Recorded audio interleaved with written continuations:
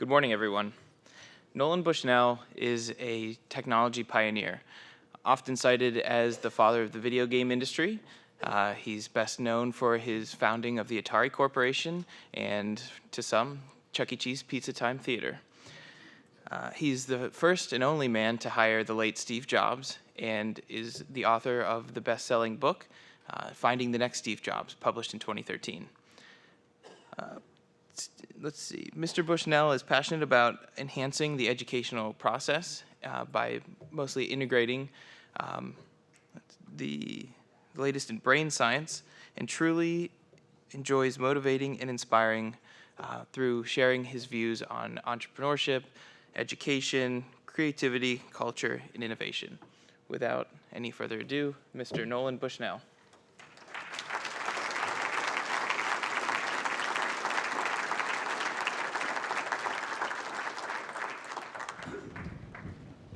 Wow, I love it here. First of all, I think that technology and the changes that we're going to have are going to be truly remarkable. As they say, for the next 20 years, fasten your seatbelts. But you have to have a clear vision that you want the future. And so you can go down one of two paths. First of all, I'm going to tell you about, they're getting me, Ned Ludd. Ned Ludd was a weaver. He was a good weaver.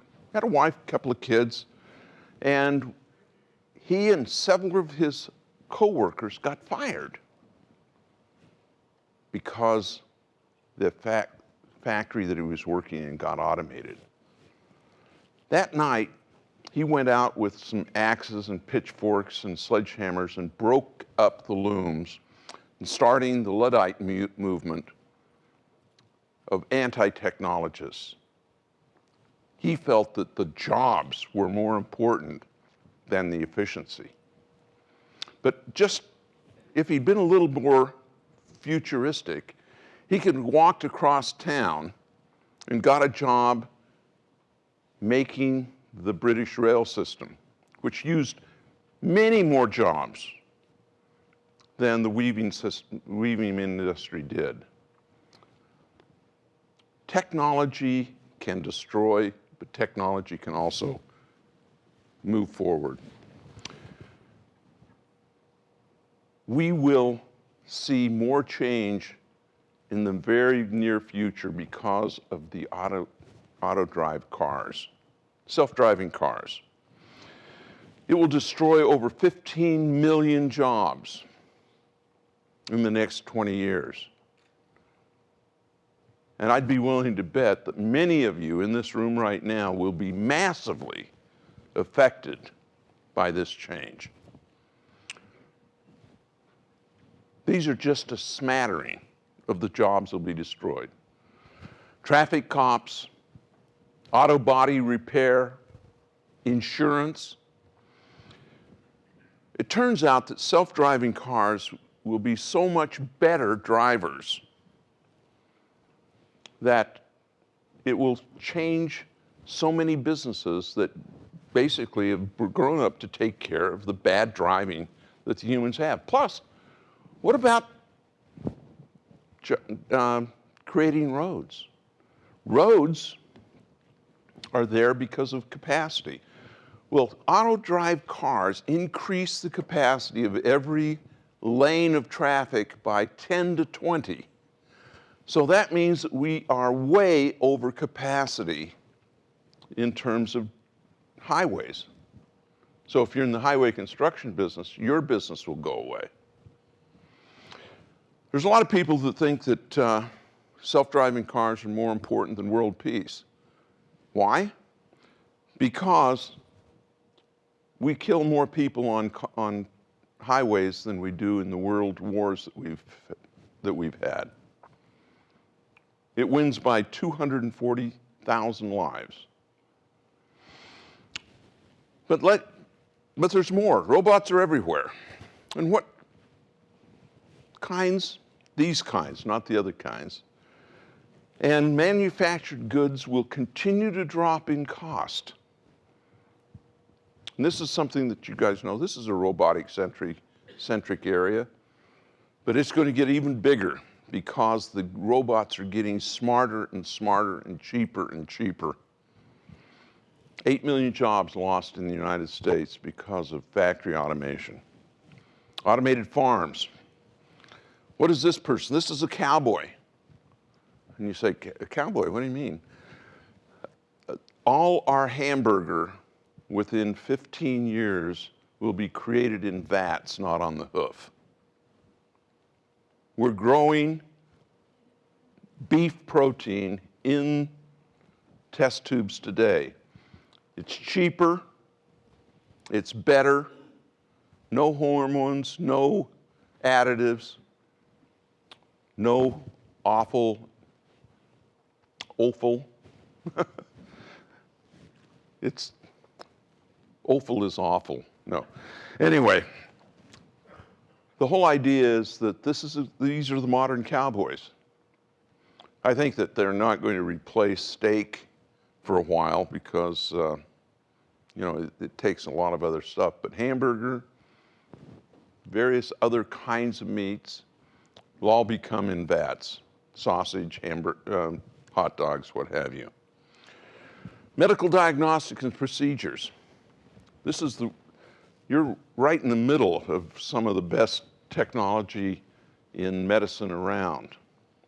But it's going to become so much more diverse. Your bathroom will tell you that you have a protein for cancer the day that it's discovered. How would you like to have your bathroom tell you that you're pregnant? Be really a problem if you're a guy. But all of this will be available cheaply. The network of things will be keyed to so much medical diagnostics, and it will be outside. 7 million jobs lost in those kinds of fields with better health care for everybody. Retail automation. Amazon now is one of the fastest growing companies. And as delivery costs drop because of self-driving trucks, it just makes it even better. 10 million jobs lost just in automation, in retail. Education. Here we are in an educational institution. The jobs that are being lost are actually being replaced by a whole bunch of new jobs that require increased levels of education. If you're talking about what people are learning and teaching today, there'll be 6 million of those jobs lost. So change in the education world is imperative. Change or die. 6 million jobs. If you add all these up, and these aren't my numbers, these are some pretty strong academics, there's going to be 50 million jobs lost because of technology innovation in the next 20 years. U.S. employment is 133 million. That means that over 37% of the jobs are going to be lost because of automation. 50 million jobs, that's a lot of jobs. But as economic progress changes, all of a sudden that slide is funny. But don't worry about it. Remember, if we had telephone operators today, there are more telephone calls that are placed today than there are people in the world. So clearly, telephone operators could not exist in today's world. And yet it was a significant job source for young women in the 20s. This is a picture of Nolan Bushnell. at 11 years old. I'm not there because if you were a geek, a nerd in the 20s, or in the 50s, you were a ham radio operator. I was W7DUK, and I thought I was really cool. But the point is, notice there's a dial telephone. We just barely got that when I was 11 years old. Before that, we had a party line. Ourselves, the Thurgoods, and Mrs. Johnson. Mrs. Johnson used to listen in to everything that we said. And we would say, "Mrs. Johnson, would you hang up the phone?" She says, "I'm not here." But the new way of technology, it got rid of an awful lot of telephone operators, but we liked it a lot better. But what's really happening is we're changing from atoms to bits. Let me describe that a little bit. You can buy a pair of jeans out of Asia for about $6, maybe $7. When I buy a pair of jeans, I pay about $50 or $60. When my wife buys a pair of jeans, she pays $200 to $300. But the jeans cost of manufacturing is still $7 or $8. Why? The difference is bits. Everything else between the $7 is information technology. Marketing, design. It's the translation from bits, from atoms to bits. Which would you rather have? Do you want the $7 of cost, of the manufacturing cost, or do you want the bits of everything? So when people say, "Gee, manufacturing's going away," you have to say, "Hooray, all I have to do is worry about the bits." Because that's where the value stream is today. Where are the new jobs? Well, one of the things, we're going to be able to turn all our streets into gardens. Have you ever stopped to think about how ugly cars parked all over the place, how noisy, pollution, what have you? I want to live in a world that's much more like this. You don't see any cars parked there. This is an idea of the future. And we will be able to now put all our transportation underground. You say, well, that'd be kind of claustrophobic. With our self-driving cars all going under the things, we won't be able to see anything. Well, since you don't have to see out to drive, all the screens, all the windows can be turned into screens. So that now you can have entertainment, or you can drive down the streets of Paris, even though you're going from your neighborhood in Cleveland down to work. Or you can drive down the streets of Cleveland at the turn of the century, or in 50 years. Or you can drive past a bank robbery and a holdup and an earthquake. Your drive can become an entertainment. So you don't really need to look out anymore. There will be people that will commute a lot longer way because they will choose to live with their family 200 miles away, and they'll, instead of sleeping in their bed at night, they will just sleep on the way to work. The whole lifestyle will change, and I'm glad about that. I want to live in worlds like this. Gardening the streets.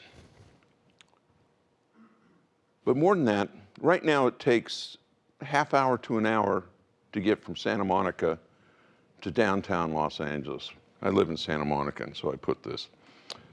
But because of the tunneling that's available, and when I say tunneling, all we have to do is take any of our streets, dig down about a meter and a half, berm over, and all of a sudden you have a tunnel, and that, my friends, you can go without traffic jams. 120 miles an hour, 150. Limited only by the technology of your tires. On the Autobahn, people regularly drive 150 miles an hour safely.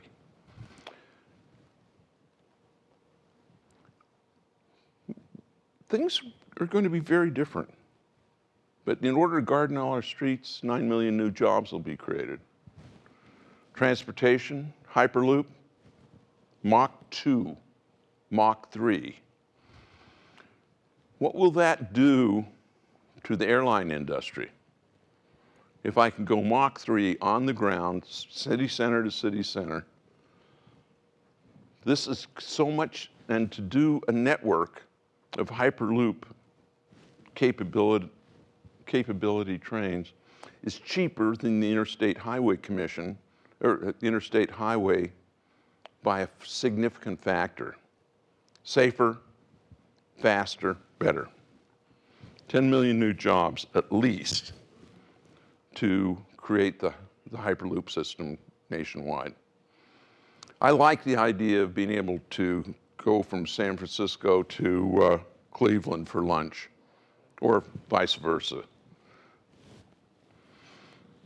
Aquaculture is another big area.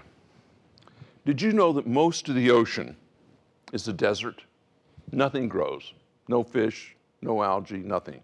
All you have to do is put pulverized iron onto the ocean, and algae then grows, then krill, then the greater fish. We will be able to have these islands out in the middle of the ocean, because a lot of people like seaside resorts. They want to have a condominium on the seashore. Well, we only have a certain amount of seashore, but we can manufacture as much as we wish. And the economic underpinnings can be aquaculture, vacations, what have you. The islands can sail north in the summer and south in the winter. And it's cheaper than the seaside stuff that you want. I bet some of you here in Cleveland would kind of like to go south in the winter. I lived in Utah for a while, and I definitely wanted to get out of that place, except for skiing. Aquaculture is cool. 6 million new jobs. Very efficient education. I've been doing some work on education and using computers in the right way. You can teach facts, aspects, technology about 10 times faster than a classroom. And that means that our kids can probably finish high school in about 6 months instead of 4 years. But you can add on to that a lot more learning, a lot more hands-on, a lot more maker, which is the core amount of jobs. And the thing that I really applaud what you're doing here now is hands-on training is really what's going to be necessary for the jobs of the future. The efficiency maintains passion and enthusiasm. And it really is important, because it turns out that passion and enthusiasm is the driver to the best kinds of jobs.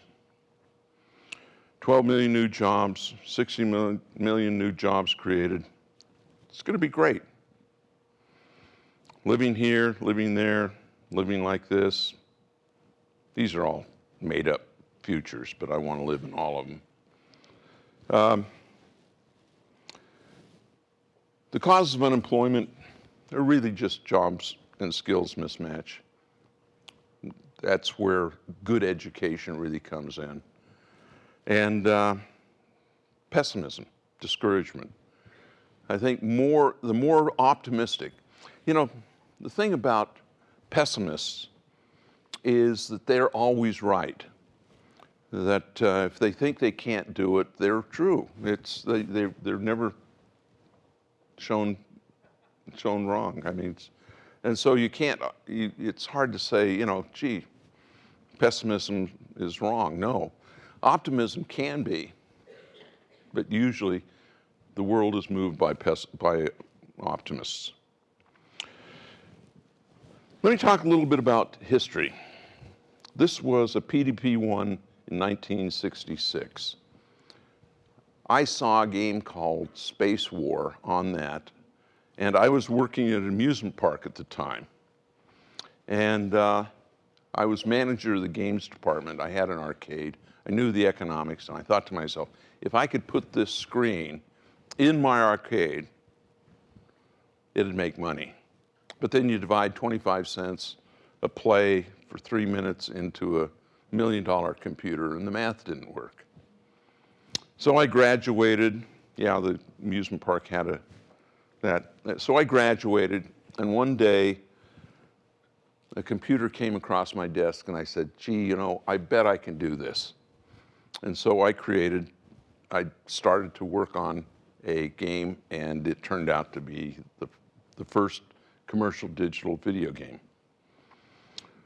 Steve Russell actually invented it. I commercialized it.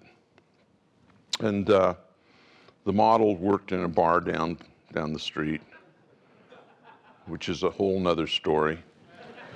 But this was the computer space. But computer space was too hard. We actually tested it next to Stanford University, and it made a lot of money. But it was too complex for a beer bar. It's what we call a false positive in our test.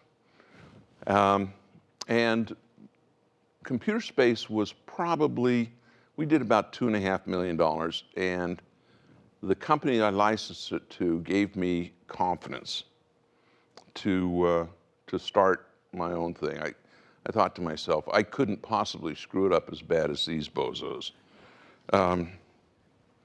Which, you know, Steve Jobs worked for me, and I think he thought the same about. Anyway, that's another story. Two big innovations here. One, the Pong game. The other one is the polka dot shirt. Polka dot shirt did not catch on, but the Pong game did. Al Alcorn was the engineer there, and it was great fun. I had a lady that worked for me who constantly threatened that I was driving her to drink. Her name was Charlotte, and she was my full-time bookkeeper. And when you start a company, you really want to have somebody who is your guide. She would say, I would go and have a check request, and she'd say no. And I said, well, hey, come on, I'm head of the company. And she says, yeah, but you don't need to spend that money. And I'd say, well, Charlotte, you really need to understand that I'm making this decision. It's really good. And we'd argue. And then finally, she'd pull out her bottom drawer that had a bottle of Jack Daniels in it. And she says, Bushnell, you're going to drive me to drink. But I think over the years, she saved me so much money, because if I knew that something was kind of questionable, I would give up before I actually confronted her. And I think that's a good mechanism, because you can spend a lot of money for things which I call, would it be nice? For example, she would never let us spend money on T-shirts and ball hats with Atari on it. She says, you know, all our customers are not here. They're not going to see any of that stuff, and it's a waste of money. Excuse me. We knew we had a win when we put the Pong game on location and tested it. And 3 days later, we got a service call. And we thought, what, the service call? Gee, it can't be that unreliable. But when we went there, the cash box had completely filled up to the point where it would take no more money. And I thought to myself, I can fix that. And but we knew that we really had a great win on our hands. And of course, this was really one heck of a ride. I realized one day that we were selling coin-operated machines for $1,500 to $2,000, and but in coin drop, they'd make $30,000 to $40,000, and I thought to myself, I'm on the wrong side of this equation. So I wanted to have a big arcade that I could collect the quarters, and but I didn't want to compete with the people who were buying my stuff. So I decided to create a thing called Chuck E. Cheese.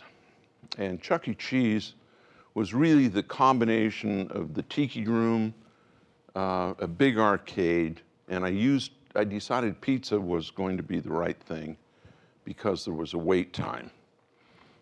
If you've ever wondered why the pizza is bad at Chuck E. Cheese, it's because it's just a support structure for the game room. We actually tried to make good pizza, but nobody cared. That was back when I was dyeing my beard black.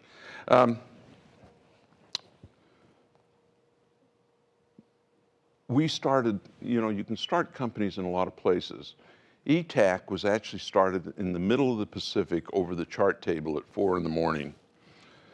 And we were doing a lot of navigation, and we had a new sat-nav system. That wasn't GPS. We knew GPS was coming. And we figured, hey, let's map the world and create a dead reckoning system for land. And we did that. And the first automobile navigation system was in a car in 1984. And we sold the company, and now whenever you're looking at Google Maps or any of the TomToms, it's all ETAC database. So pretty proud of that one. I did a robotics company. Yes, this is my lab. And yes, it is that junk. I cleaned it up for this picture. But there's a lot of things that can be built today. This robot actually cost me $28 million. It was the wrong time, it was the wrong space, and I put this in here because saying, it's not all roses, entrepreneurship. You can really screw up sometimes. The technology we got whacked because of noise immunity. When the robot would be going across carpet or something, it would pick up static electricity. It would then spark across the bearings and reset the computer. And all of a sudden, you'd have 50 pounds going full blast across the living room. We affectionately call that the mow the baby mode. It was a real problem. It's about ready to do this again. Steve Jobs worked for me he came to work for me when I think he was 19 years old, 20. And he showed up and said, Nolan, you've got a good company. He didn't say this to me. And he was in the lobby and said, I'm not going to leave until you hire me. He was pushy that way. And Al hired him, and he became a technician at Atari. And he became a good technician. And then later on, he moved into field service. And we found out that if we could send him to somebody who was complaining, that they wouldn't complain anymore. He was a little bit rough around the edges. I sent him to Germany one time, and they were always complaining.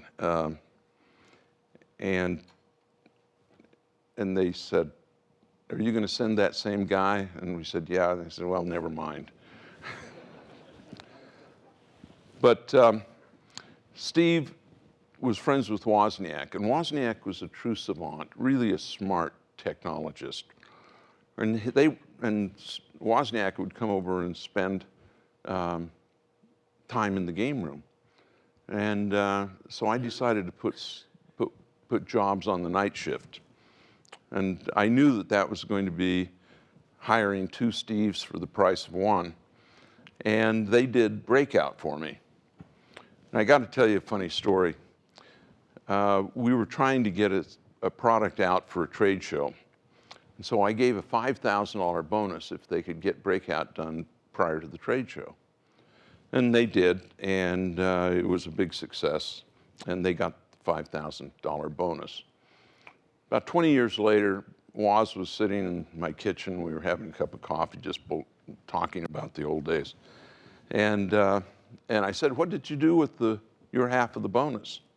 He says, "Oh, I think I went out to dinner."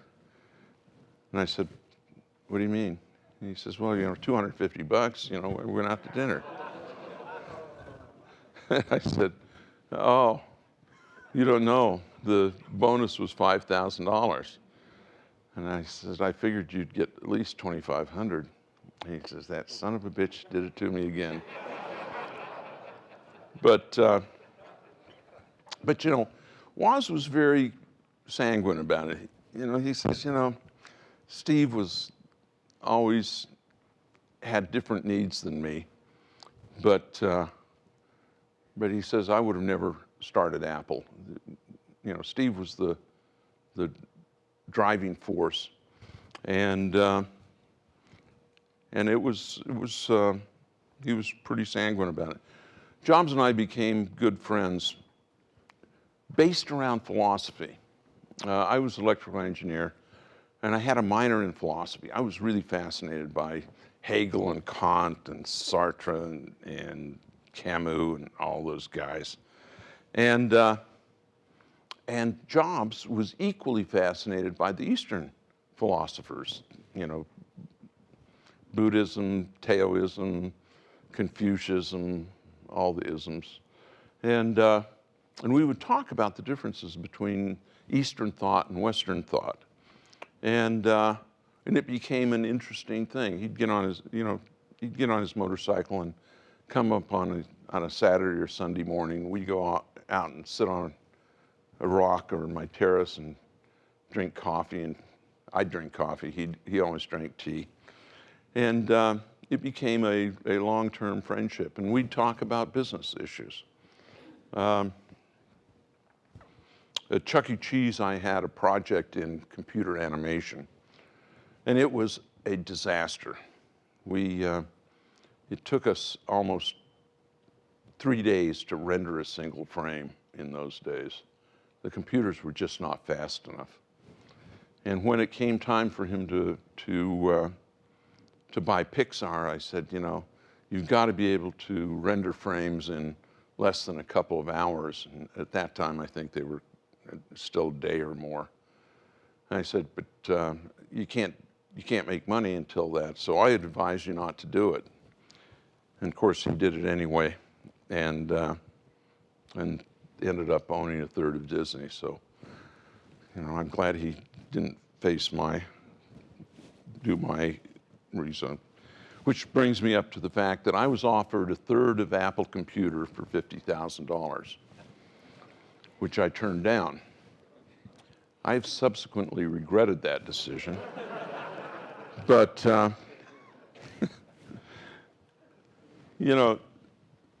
it's funny how, if you live long enough, you have a whole bunch of woulda, shoulda, couldas. And it's, Steve was, I actually think Apple might not have been successful if I had. Because I introduced him to Don Valentine, who introduced him to Mike Markkula, who ultimately put the money in and came in as the first president of Apple. And he was adult supervision, a successful, he was an Intel marketing guy, smart guy. And I really think that in combination with Jobs and Wozniak actually created the genesis for Apple. And then one of the reasons is I was working on the Atari 800, but it was a better computer in a lot of ways, but I had sold the company to Warner by the time, and they didn't understand the computer business at all. They thought this was a record company. Anyway, crowdfunding is really on the rise. I think that we could almost say that we have the golden age of entrepreneurship. Access to capital is probably easier than at any time, and it's just going to get easier. The A-plus offerings enabled by the Jobs Act are just starting to click in. I think there's going to be the next 10 years is going to be magical, not just in terms of opportunity, but in terms of access to capital, access to technology. It's getting easier and easier. We're having 8-year-olds that are writing apps in 2 or 3 weeks using Unity. Things like that that were never possible before. Crowdfunding for startups, technology, gadgets, new small businesses. I think that we see an atomization of business. We all know that large businesses tend to be job shedders. New businesses tend to be job creators. And I think that we really have a wonderful opportunity. Strategic management is one of the areas that a lot of the young entrepreneurs just don't have. And there will be some very good opportunities for collaboration between people that have experience and those who lack it. The idea and the passion matched with sage advice, I think, is going to be a magic blend in the future. The other thing that I believe will be emerging that's going to be very interesting is Bitcoin and or a cryptocurrency.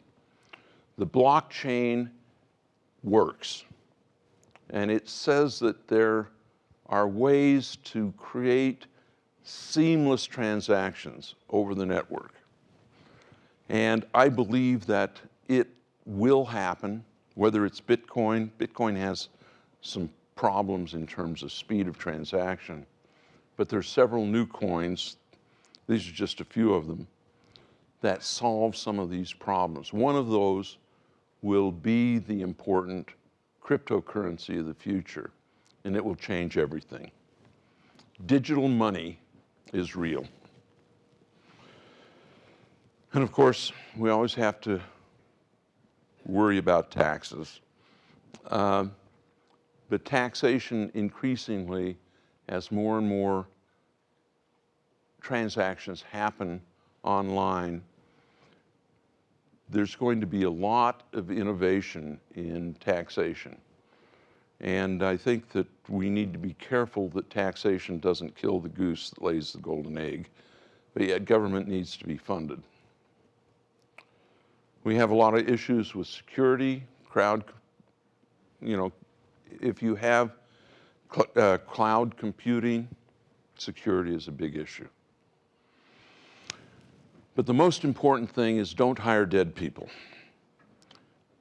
Dead people have no life, and they're in the box. It's not a zombie thing. It's a matter that people tend to die from the neck up long before they're buried. Just don't hire them. You want people that are full of life, that are full of passion, that are out-of-the-box thinkers. And to have people in your organization that are just putting in time will sap the blood out of a dynamic organization. I hope I don't offend anyone here, but if you ever want to see a bunch of dead people, just go apply for a driver's license. And it's too bad. And you can tell people who are dead because they're already at 5 o'clock, not 5:01, 5:02, but they're out the door at exactly 5 o'clock. They've chosen to work at something that is mind draining. And I think that it's sad to have jobs that are that way. I've been playing the dice game, and the dice game is about doing something very different every year. And what you do is you write down 11 things that you can do in the next year. You put a number on them, you throw the dice, and you have to do what the dice tells you. You do that because so many times we self-edit for a whole bunch of reasons. For example, 3 years ago, I threw the dice and it said I had to write a book. Now, to put that in context, I'm dyslexic. I cannot spell. I cannot write. For me to write a book, I almost flunked freshman English if it hadn't been for my girlfriend at the time correcting my papers. I talk okay, but I can't write. Well, I found out by going through the process that I'm a pretty good storyteller. And you can get an editor that actually understands English and can write it down. And so, in collaboration with an editor, I published a book. I thought that I was going to just write the book with no idea that it's ever going to be published. And it changed everything. It changed a whole bunch of stuff just because of the dice. Don't self-edit. Figure out a way to get out of your ruts and to do different things. I shouldn't tell you this because you'll think I'm totally lunatic. But that's maybe a good thing. Do you know what the dice told me last year? I have to produce a musical. Now, since then, I've got a rough of the script. I've got the whole economics done. I'm going to do an immersive musical called Pong the Musical. And it's going to be the story of a square ball who can get no girlfriends because he's so square. And it's his pathway through life to become a more rounded individual in song and music. But also, when I say it's immersive, the audience moves from stage to stage instead of sitting. And the first room is all multimedia in black and white and very square. The next one, more shades of gray. The next one, more shades of gray, and then intermission. And then we get into the world of color and minimum palettes. And in some ways, it's going to transition through the history of technology of video games. And so I think it's going to be fun. It will be coming here in 2 years. And you can reserve your tickets now. Be willing to fail. Try stuff that's edgy. Don't try to fail, but be willing to. Remember, if you recast what you want to do and say, I want to learn some things, that's cool, and that works. This is my book, Finding the Next Steve Jobs. My next book is about the unemployment myth, but I just want to point out that Finding the Next Steve Jobs is a wonderful Christmas present, and that you know, buying 20 or 30 just answers a whole bunch of questions for what you're going to do.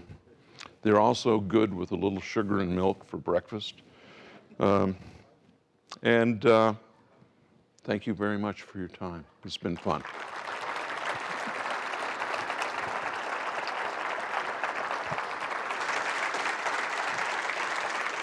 Now we're ready for some questions. I believe we are. You know, I spent all my time on Atari and all my money at Chuck E. Cheese as a kid, so. Thank you very much. Thank you.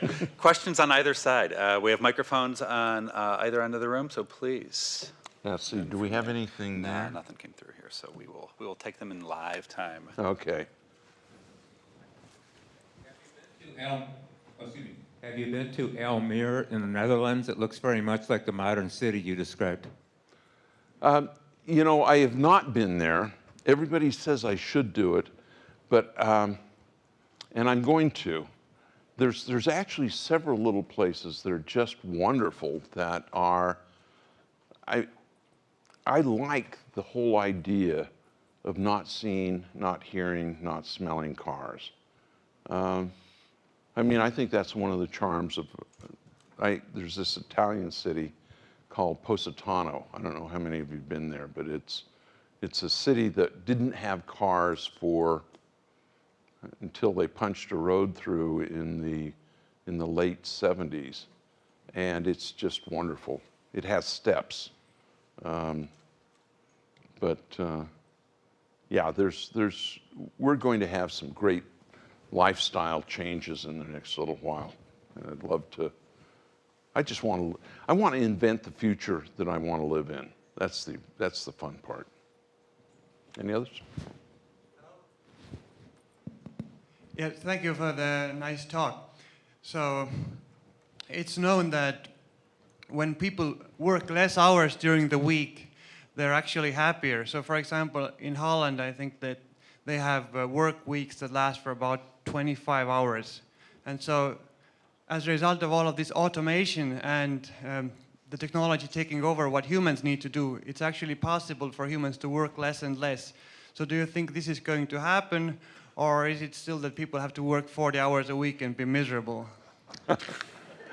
Well, you know, it's very interesting. I've actually done some research on this, and it very much depends on the person and a little bit on the society. I'm really bored if I'm working less than 40 hours. In fact, I think I'm bored if I'm working less than 60. But I can't tell the difference between my work and my play. And I think that the challenge is finding that balance between work and play. And I say that, but I know that an awful lot of the things that I do has drudgery with it. I mean, there are no clean solutions. The projects I have are very interesting and keep me fascinated, but the reality is you hire somebody that's an idiot and you have to fire them. That's not fun.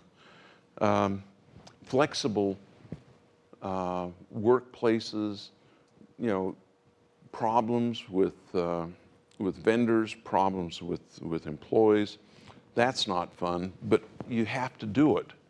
That's why one of the benefits of getting older is I hate to be CEO anymore.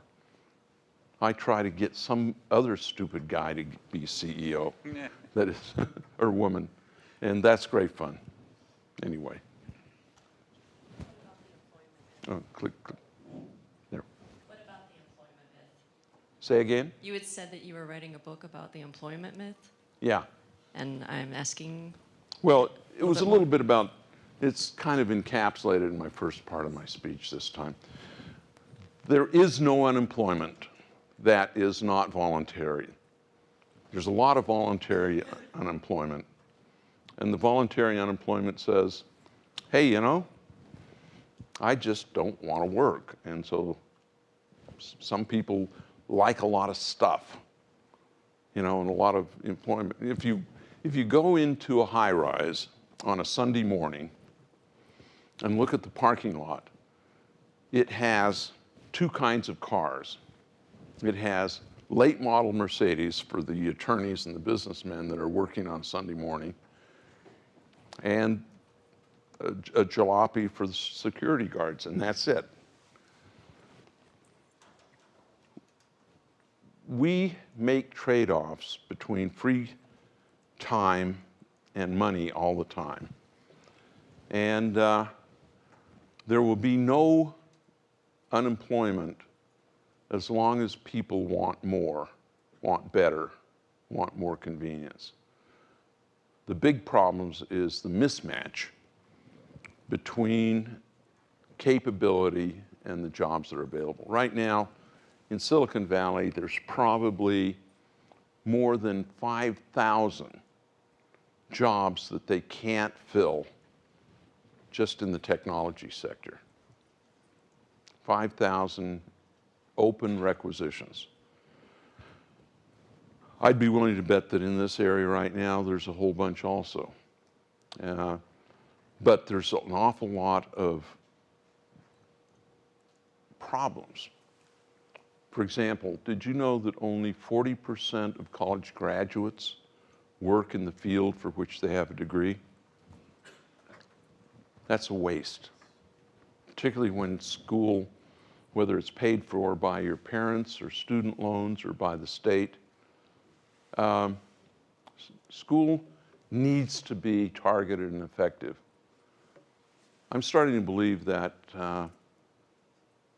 students shouldn't go to school to find out what they want to do when they grow up. I think they should go to Europe. I think they should do apprenticeships. But once they learn what they want to do, that's when you need to go get the schooling. It's targeted, it's efficient, and I think more and more universities should be more hands-on. Al Alcorn and Steve Bristow were in the work-study program at Berkeley. They would go to school 6 months and then come work in industry. They were my technicians at Ampex before I started Atari. And I think that that combination of work and study is a brilliant way to create very effective people, particularly in the technology sides. Last question, if we have a quick one. In the back left. I'll make it quick. I'm recently resurrected, as in I was dead working in the corporate world for 12 years, and then I just quit. But my question is, are the rumors of the partying at Atari true? We had a very, very young workforce.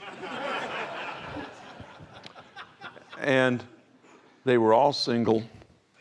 It was, you know, the hippie movement was just sort of winding down in San Francisco. We were down the way. And we found out that rather than bonuses, what people wanted was a party. And without going into a lot of detail, because I'll get sued, no, it was, we were doing coin-operated games, and that meant there were big boxes and that. And these were guys, and they had big muscles and that sort of thing. And then the girls that were punching, you know, doing the soldering and that was they were all girls. And so we about 50% 20-something boys and about 50% 20-something girls. And so party seemed like the right thing to do. And I think I better leave it at that. And yes, we did have hot tubs, and yes, we did have a lot of stuff.